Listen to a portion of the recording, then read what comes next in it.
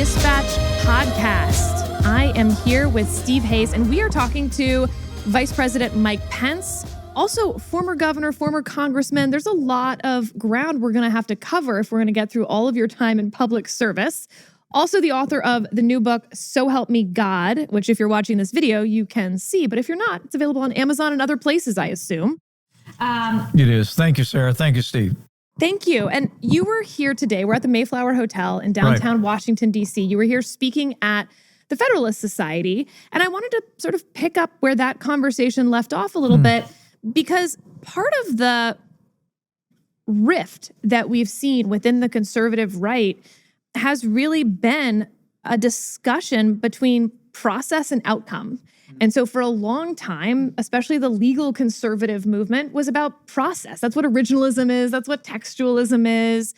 And yet we've seen a lot of complaints of late, you think the Bostock decision or others, that in fact, the process didn't lead to the right outcome. And so maybe process isn't what matters, maybe outcome what matters. And I've seen some of that, I think, mirrored in the larger rifts and fights going on in the Republican Party. And I wondered what you thought about process versus outcome. Which one's more important? Well, I've never heard it really put that way, but it's I may use that going forward because it sounds very intelligent, Sarah. It really does. I think one of the things that has contributed to the greatness of this country is our adherence to the written Constitution of the United States. It's one of the reasons why I love the Federalist Society. It was minted a few decades ago by men and women that said we need voices in the legal community who are going to defend the structure and the principles of the Constitution.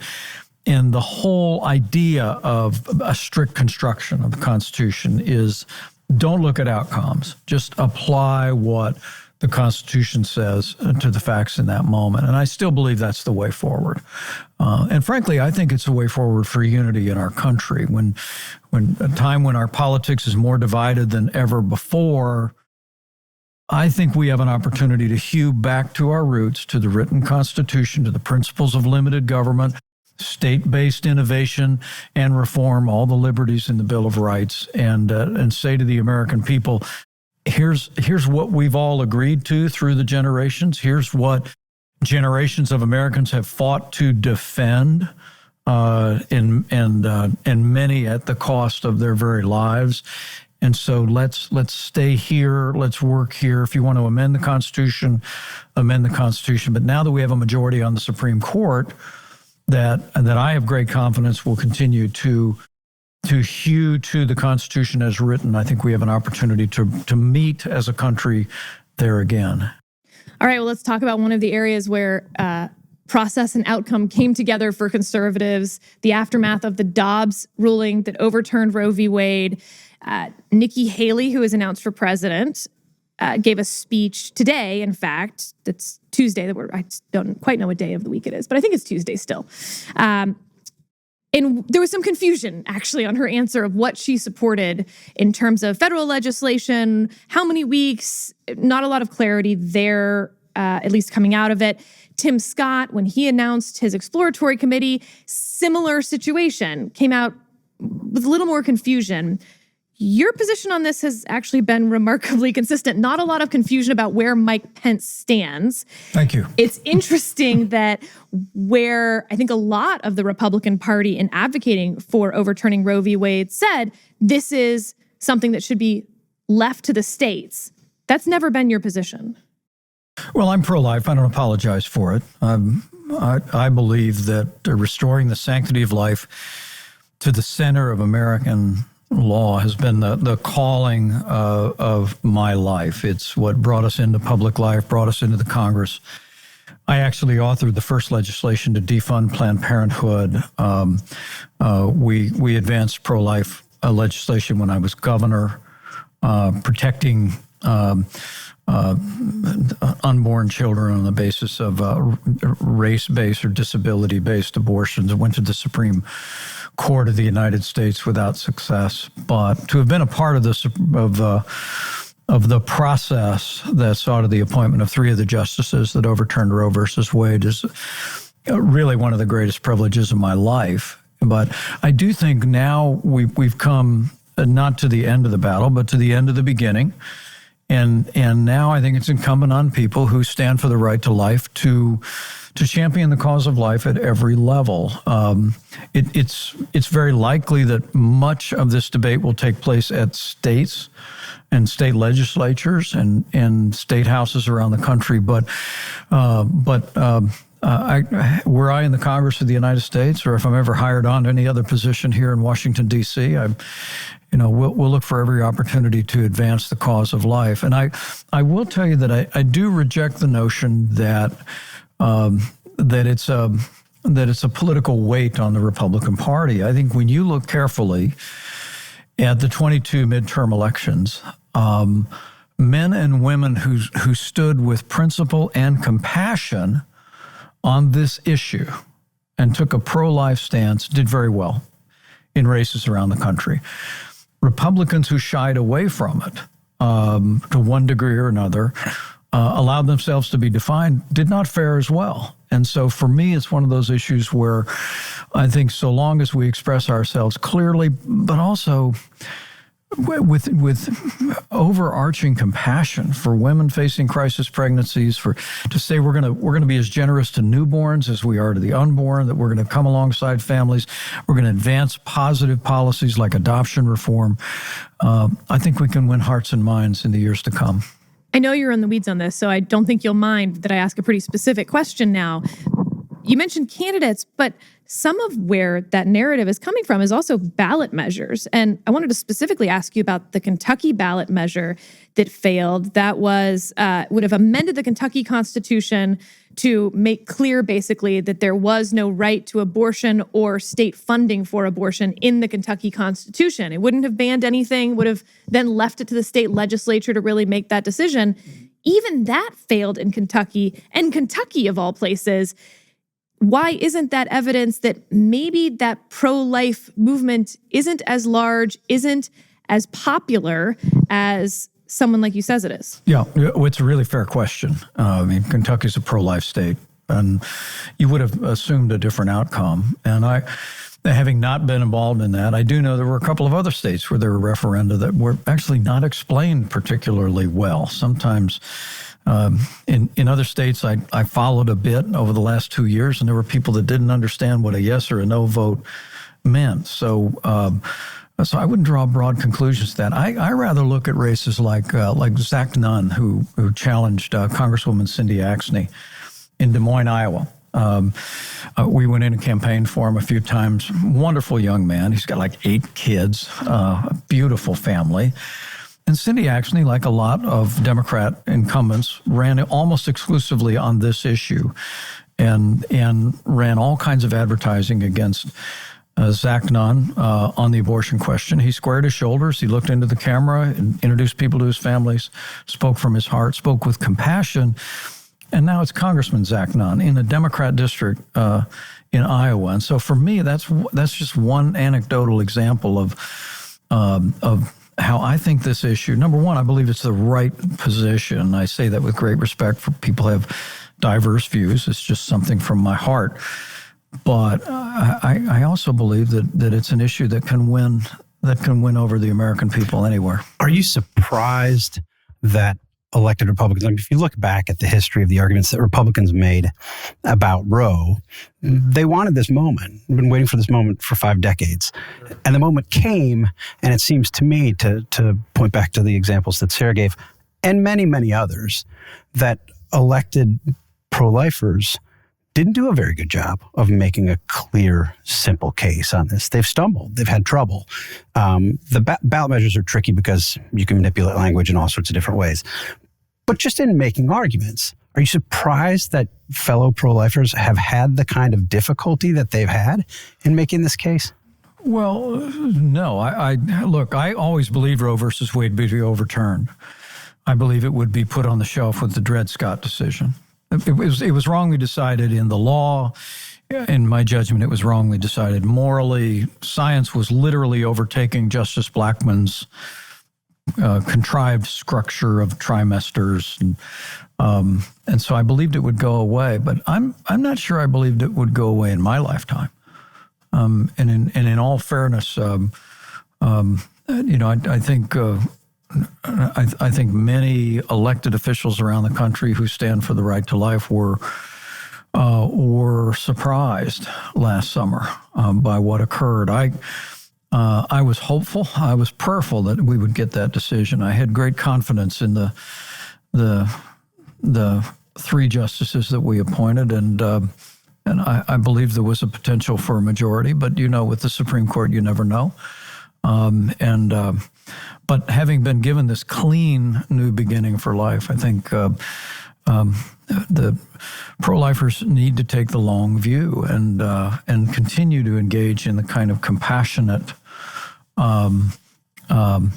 advocacy that I think is personified in the crisis pregnancy center movement around the country. My daughter Charlotte, who's been a youth champion of the right to life, been involved in Students for Life. She's been volunteering near their naval base in California at a local crisis pregnancy center. And when I think of the way the country has, and particularly younger Americans, have become more and more pro-life, I think the compassionate work that's been taking place at those volunteer, privately funded crisis pregnancy centers has probably been the greatest influence of all.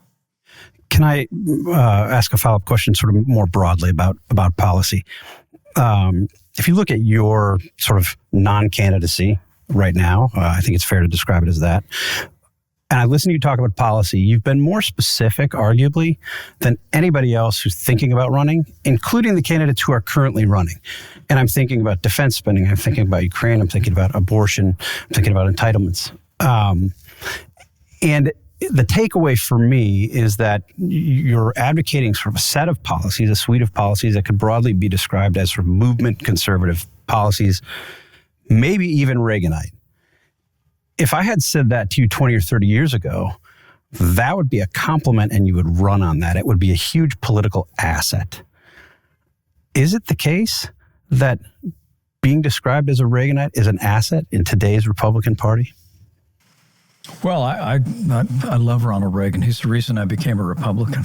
I was the Youth Democrat Party coordinator in Bartholomew County, Indiana in 1975. Kind of a community organizer, Sarah, if the truth be told. And but Ronald Reagan, I started to pay attention after he was elected.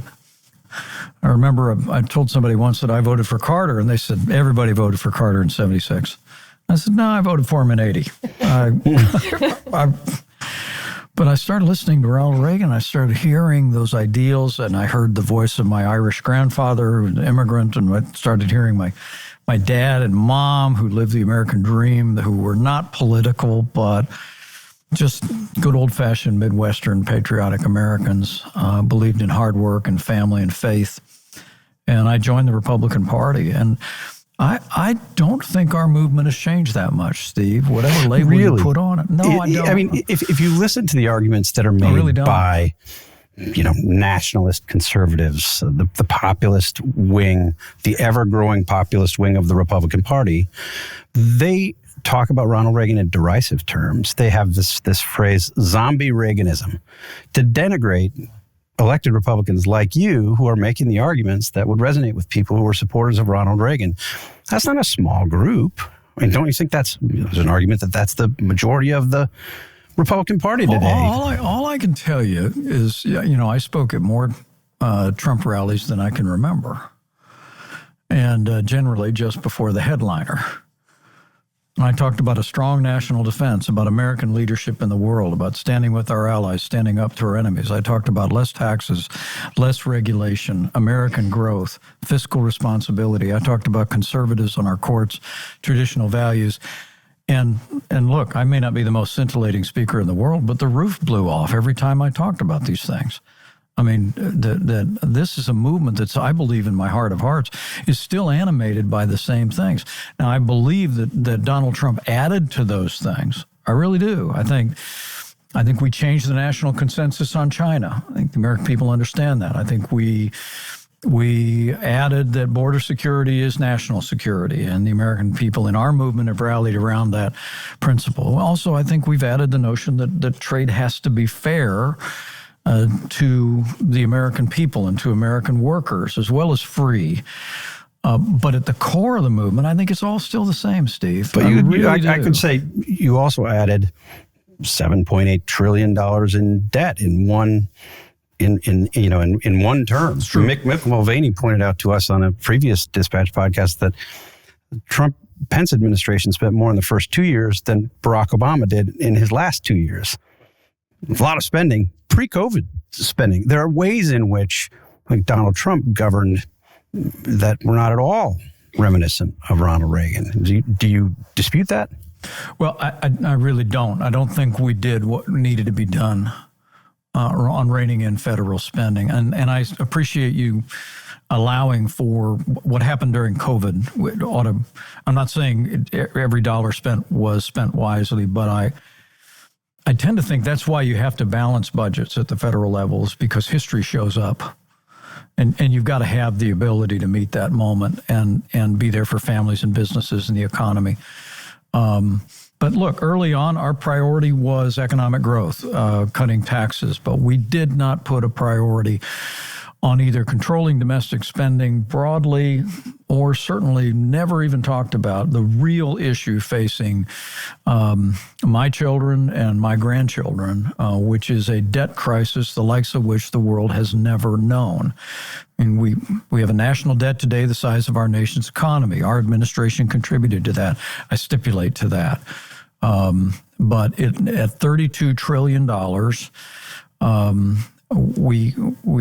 I think the American people are now connecting the national debt to their own pocketbooks, that they're seeing that a gusher of spending and debt in Washington, D.C. is driving inflation. That's impacting their cost of living and quality of life. But the bad news is, and this is where I think you got to be straight with the American people, is left unchecked. And remember, Joe Biden's policy is insolvency. In fairness, my old running mate's policy is identical to Joe Biden's, that we're never even going to talk about Social Security and Medicare. I think we owe my 3 granddaughters better than that. If we just stay on the trajectory we're on, Sarah, $32 trillion will go to $150 trillion in the next 30 years. And if you wait to deal with it at that point, budget experts will tell you, left, right, and center, you only have bad choices.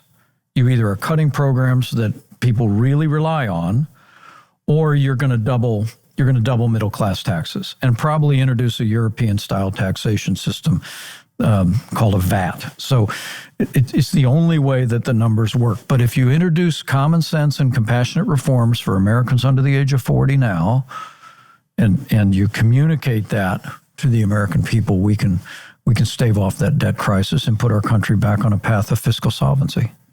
There's a lot there we need to dive into. Let's start with entitlement reform. Yeah. You're at this point, and again, we're going to proto-candidacy? Is that what we're going with? Name it along the way here. Yeah. I like proto-candidacy. Yeah, proto-candidacy. You're the only... I have nothing to announce on the Dispatch today. Fair. So, well, maybe by the end. So we're clear. Give us time. You're one of the only candidates who has said that he's in favor of looking at entitlement reform, right, actual cuts. And Steve and I were talking about this before we walked in at the State of the Union this year, when Joe Biden sort of tried to demagogue the issue about Republicans wanting to cut Social Security, gut Social Security. The response from Republicans wasn't to defend why that was necessary, which you're doing here. It was to say, no, we don't. We all agree that we're not touching Social Security. And I guess what that leaves us with is two parties who get to be the good guys and tell people, we're never going to cut anything that you like. We're going to keep spending all of this. And you're the bad guy who says, no, we probably do need to cut stuff. How is that going to be politically tenable when nobody else is saying it's necessary? Why wouldn't you vote for the guy who says it's not necessary? The American people have a demonstrated history of being willing to do hard things when you're straight with them.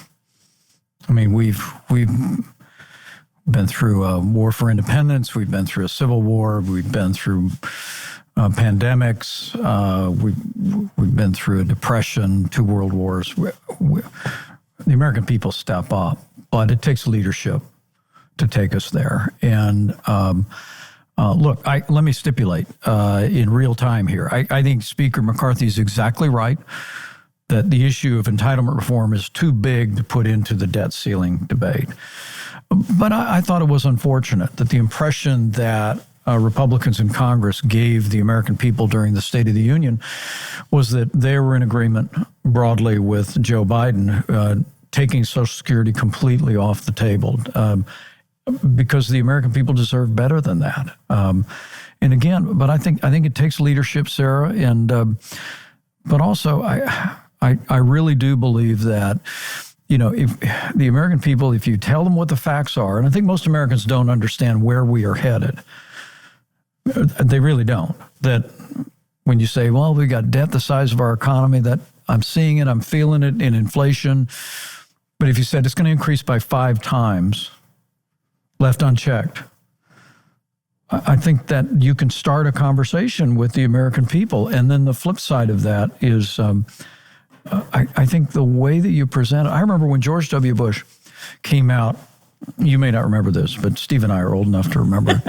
We've got the gray hair to prove George it. W. Bush comes out in 2005. He's got a very interesting program to give younger Americans like you the opportunity to put a portion of your Social Security withholding into a private savings account. So still an idea whose time will come. Let the marketplace in America work to give a higher rate of return in exchange for reforms in the program. I was head first without a helmet. I'm for it. I'm a free market guy. I thought this was a great idea. At the time, I was representing the most demographically the most senior district in the state of Indiana. And the first time I went home, after I announced that I was for President Bush's Social Security reform, I had 1,000 people gathered in a nursing home waiting to talk to me. And I stood up and I just explained, number one, this has nothing to do with anyone in this room. Nothing. And in fact, anyone who's going to retire in the next 25 years, you don't even need to listen. This has nothing to do with you. But for younger Americans, for your grandkids, for your kids, we just got to make the system whole. We've got to fix it so it's there for them. I was reelected in 2006, which was a tough year anyway, resoundingly. We've got tremendous support. And I remember I looked at people. I would always ask people to raise a hand. There were more hands raised 15 years ago than there are today, but I would ask people to raise a hand who were part of the greatest generation. And at that time, a fair number of people in the room would raise their hand. And I'd just look at them and say, you know what? You all saved America during your lifetime once already. And then I looked at those seniors with their hands raised and said, we may need you to save America one more time before you leave us.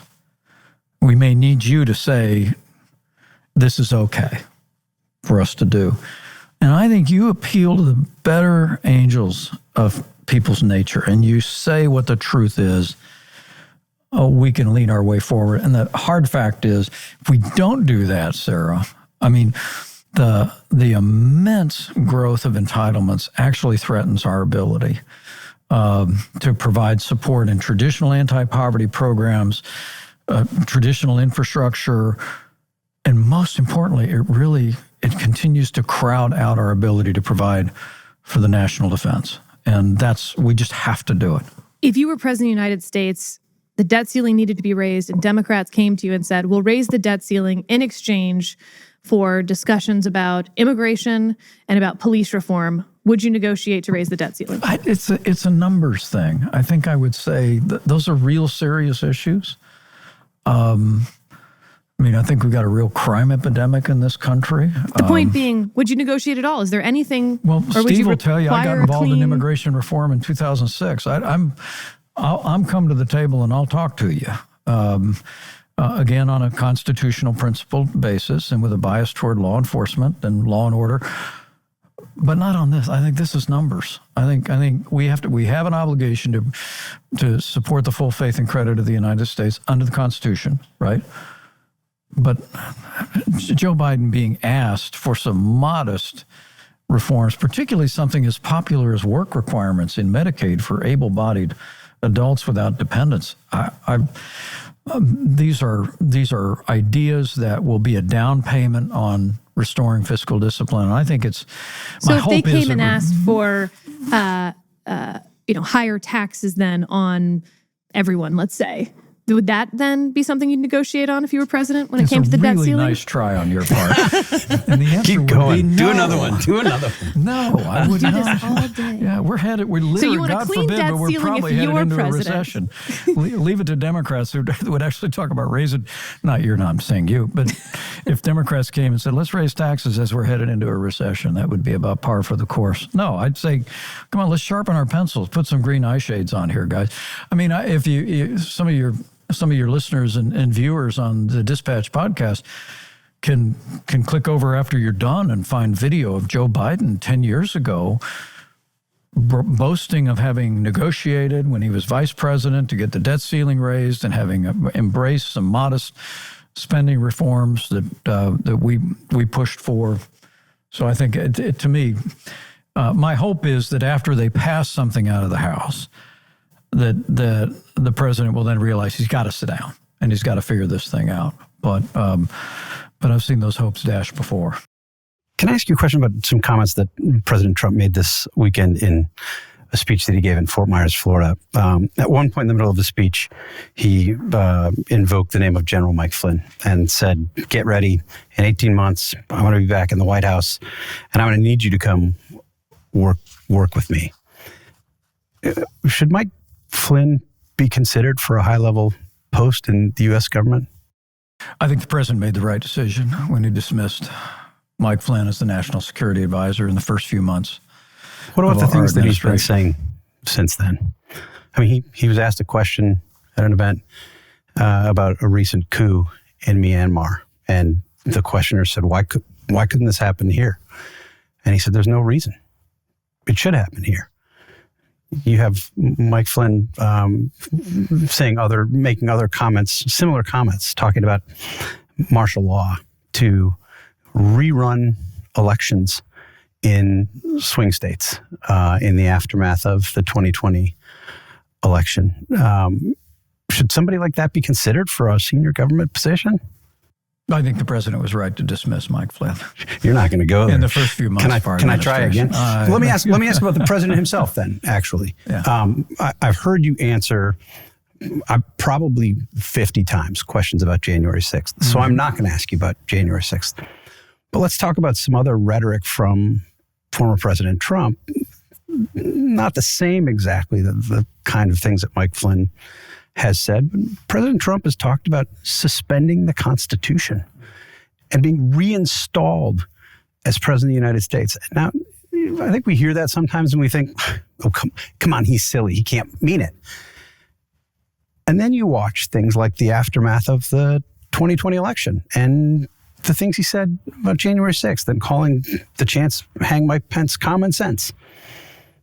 How alarmed should we be about this? I mean, a lot of this rhetoric is coming from prominent senior Republicans. I worry about political violence. I mean, I'm with you on the long-term threats to the country, the entitlements. Worry about my kids, worry about my grandkids. I don't have grandkids yet. But I worry about now, and I worry about next month, and I worry about the lead up to this next election with the country so divided and people talking about martial law and rerunning elections and suspending the Constitution. Do you worry about that? Well, you should spend less time on Twitter, maybe. I don't spend much time on Twitter, honestly. I'm just teasing you. Look, our politics is more divided than any time in my lifetime. But I'm not convinced the American people are as divided as our politics. And it seems like the most extreme voices on either end of the spectrum get the most attention oftentimes in social media. But as I've traveled around the country the last 2 years, after having taken the stand that we took on January 6th, I just have to tell you, I've been incredibly moved at how many Americans have come up to me in airports, at the grocery store, at the gas station, just walking down the hallway, and they spot that white hair and they say, "You look a lot like Mike Pence." And I said, I hear that every day.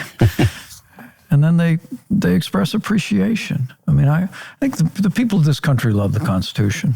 And I have every confidence going forward that our party's going to choose the right standard bearer who will carry forward that agenda, but carry it forward in a way maybe more reminiscent of an earlier time in American politics. You know, we talk so much about entitlement reform.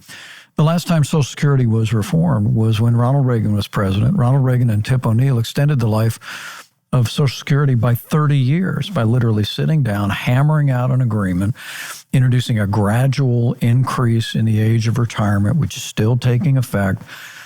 But I think the American people long to get back to the policies of our administration, but I like to say they want to see us have government as good as our people, a government that shows the kind of respect and civility that most Americans show one another almost every day.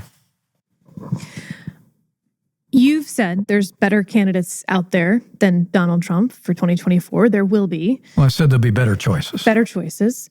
The former president has said he would not pick you as his running mate, but he's a pretty mercurial guy. Fast forward a year, your phone rings. He says, "Mikey, let's roll. Would you be my vice president again?" What would you say? I think running for vice president of the United States twice is enough for any American. You'd say no. I've done that, and once successfully, once unsuccessfully. And if we feel called back into public service, it'll be for one other position, but not that one. All right, last question. Sure. Marlon Bundo is no longer with us. This was your very famous pet rabbit, really the girl's pet rabbit, I imagine, not so much yours, though you traveled with him. He's written 2 books before his time came. 3. 3? Yeah. I apologize, Marlon, to your memory. Nevertheless, though, he doesn't particularly stand out when you look at the history of presidential pets. Okay. Calvin Coolidge, of course, was famous for his pet raccoon, Rebecca. He traveled with Rebecca to South Dakota. Rebecca got to see Mount Rushmore before there was a Mount Rushmore. And I'm curious whether, again, were you to get that other job that you're mentioning, could we expect you to up your game on presidential pets? Who would come with you to the White House? Well, Harley is our Australian Shepherd. Boring. Next. He's precocious. Karen asked me what I wanted for Father's Day, and I told her I wanted a motorcycle because I ride, and she got me a puppy. So I named him Harley. We got Hazel the cat, who also was in coloring books when we were in the vice president's office. But my wife, you know, she was 30 years as an elementary school teacher, and one of her signature moves was always to have a bunny rabbit in her elementary classroom. It made her a very popular school teacher. And I wouldn't be the least bit surprised if you saw another Marlon Bundo show up in the future, if there's a future for us. My daughter Charlotte, actually, it was her bunny rabbit. She got it for a film project in college, and when she called the guy on Craigslist who was selling the rabbit, they asked him what he wanted for the rabbit, and he said, "Make me an offer." So they said, "We're going to call him Marlon Bundo," and he became quite a thing. He had an Instagram account with 30,000. He came up with 3 different books. He delighted children in visits to the vice president's offices and to the White House. And my favorite term for him was he picked up the nickname Botus, Bunny of the United States. So I could tell you if there's any future for us back here in this town, I wouldn't be surprised if there was another Botus. Thank you, Mike Pence, for your time today. Thank you for joining us. And thank you, listeners. We'll see you next time. Great. Thank you both.